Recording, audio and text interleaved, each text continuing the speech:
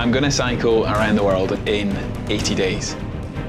And it's just about ultra endurance. It's just about physically and mentally, can you do this? The alarm goes off at 3:30 in the morning, you're on the bike at 4 to actually get through it. I was really struggling. I really hit rock bottom. It hurts. It really hurts. There's nothing in the history of endurance cycling anything close to this. It's a pretty brutal schedule. You're riding 4 times 4-hour sets a day, so you're on the bike for 16 hours a day. After you've done that, you should have gone about 240 miles. And you do that every single day for 2.5 months. I have cycled around planet Earth twice. And having done that, I can't tell you whether the world feels bigger or smaller. It feels sort of gigantically tiny, if that makes sense. You know, it's just extraordinary, the landscapes, when you ride dawn till dusk every day for months on end. When you're earning those miles, it gives you a completely different appreciation of place because you really get to understand how one thing becomes another. The changing of geography, the changing of culture, the changing of language. You end up realizing how similar the world is, not how different it is. It really does allow you to see things differently.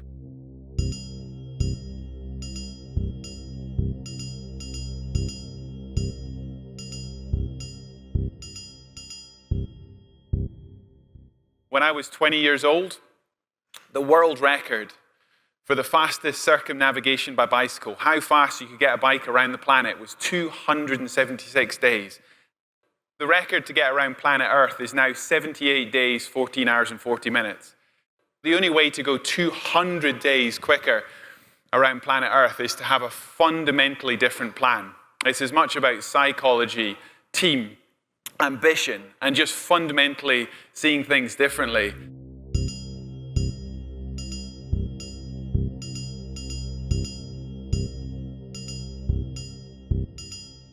Do you know how many people have come up to me over the years and said, Mark, I would love to do what you do? And I always say to them, I think you like the idea of what I do. Because when you see an hour-long documentary, or you read the book, or you come and hear a talk, it's the results. You've got the certainty of hindsight. You've got the certainty of the fact that I did it and I'm talking about it.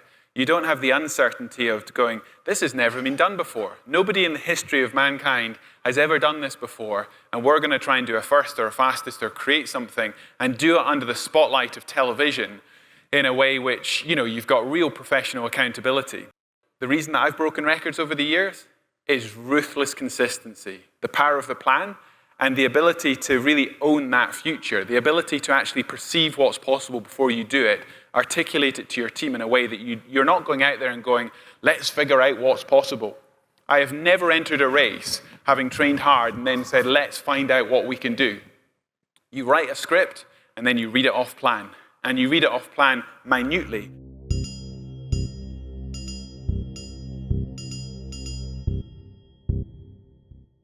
Dreaming big is easy. Everyone can have daft ideas. Do you understand the behaviors? Do you understand what it actually takes to deliver that? Not just the idea and the outcome, the results, but the actual process, the pain, the stuff that you have to do when nobody's watching. The thing that I'm really proud of is not just being part of a generation of athletes who are out there trying to push the dial in terms of ultra endurance, but we've completely reset what people thought was possible. Thank you very much.